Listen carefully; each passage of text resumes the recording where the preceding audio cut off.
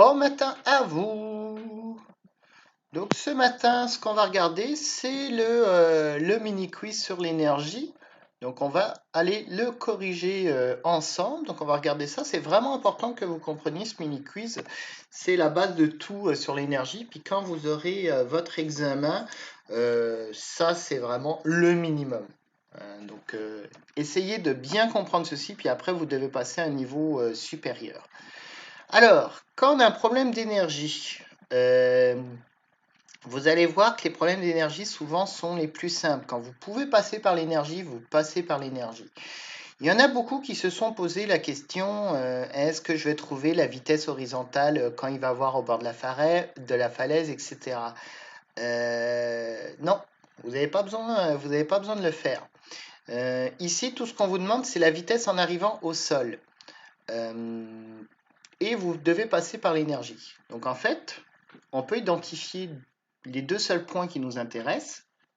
Donc ici, on va avoir le point A, donc notre point initial, quand le ressort va être comprimé. Puis on va avoir ici le point B.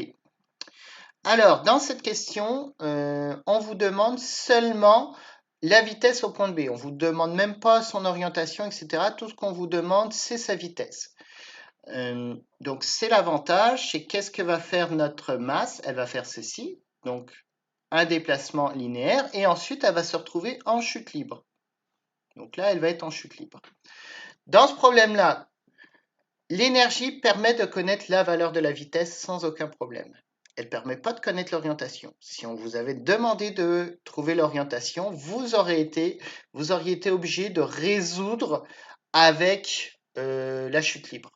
Donc, juste parenthèse, si on voulait aussi trouver l'orientation, en haut, on aurait trouvé la vitesse juste au bord de la falaise, ça aurait été la vitesse initiale de notre projectile, et on aurait fait, en haut de la falaise jusqu'au point B, on aurait fait de la dynamique en 2 dimensions avec un projectile. Ça, si on nous demande l'orientation, et l'avantage, ça permet de connaître la distance que va parcourir notre projectile, etc., etc. Ça permet de connaître plus d'informations.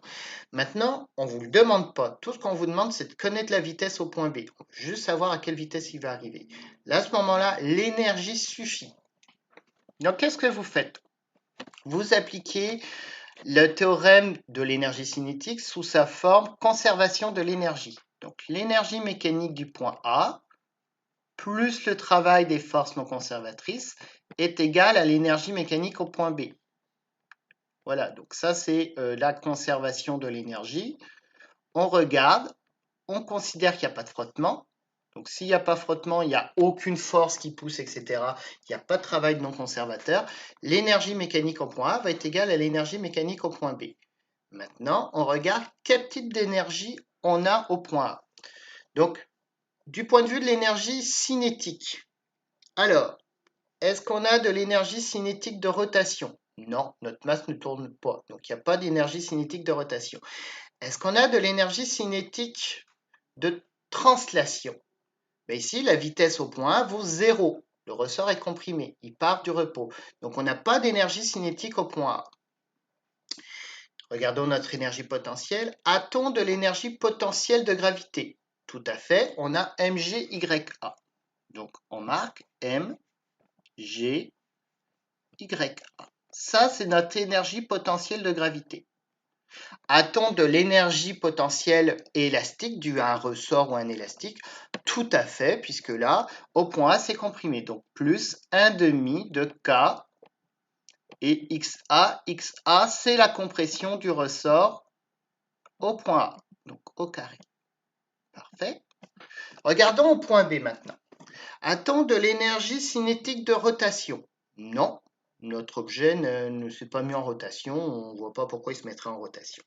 A-t-on de l'énergie cinétique de translation? Tout à fait, il va avoir une vitesse. Donc 1/2 de mvb carré.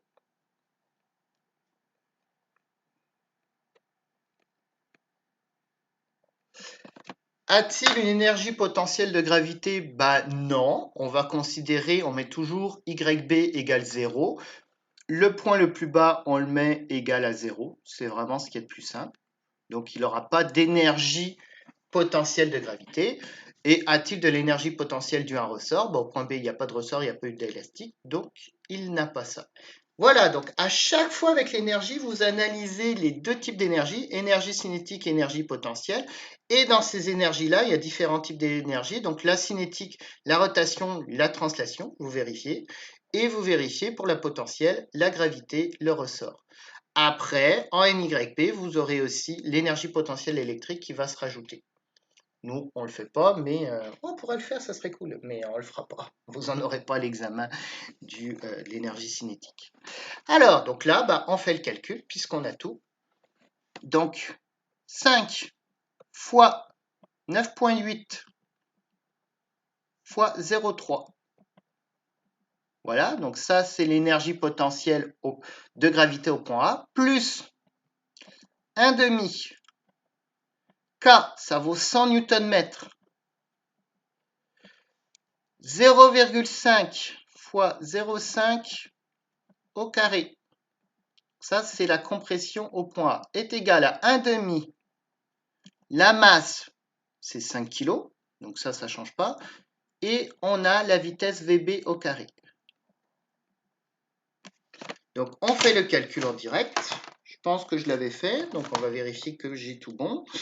Alors, M, donc la masse 5 fois 9,8 fois 0,3. Donc on trouve 14,7. Donc ça, c'est l'énergie potentielle de gravité plus l'énergie potentielle élastique. Donc 1,5 fois 100, ça va donner 50, fois 0,5 au carré, ça nous donne plus 12,5.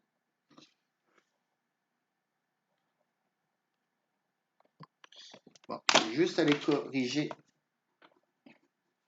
Donc ça fait 1,5 fois 100 fois 0,5 au carré, 12,5,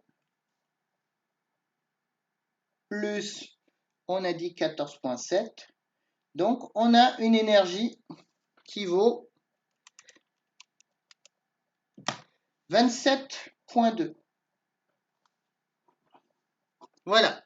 Donc ça, c'est notre énergie mécanique qui ne change pas. Ça vaut 27,2 égale 1,5 fois 5 fois la vitesse VB au carré. Donc on fait 27,2 fois 2 divisé 27,2 fois 2. On divise par 5.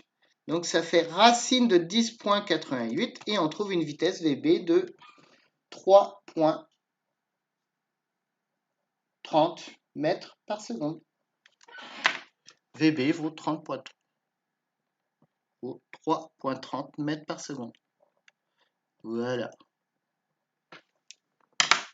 Si vous comprenez ça, vous pouvez continuer. C'est ça que vous aurez à l'examen.